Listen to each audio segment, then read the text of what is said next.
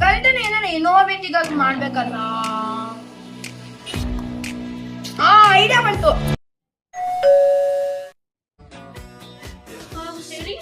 ನಾನು ಕಳ್ಳ. ಓ ಕಳ್ಳ. ಓ ಸರ್ ಬನ್ನಿ ಸರ್, ಕುತ್ಕೊಳ್ಳಿ ಸರ್. ಬನ್ನಿ ಕಳ್ಳ ಹೆಂಗಿದೆ ಬ್ರೋ ನಾವಿಬ್ರಿಗೆ ಹುಡುಗಿ ಬಂದ್ರು. ನಾವು ನಿಮ್ಮನ್ನ ಎಷ್ಟು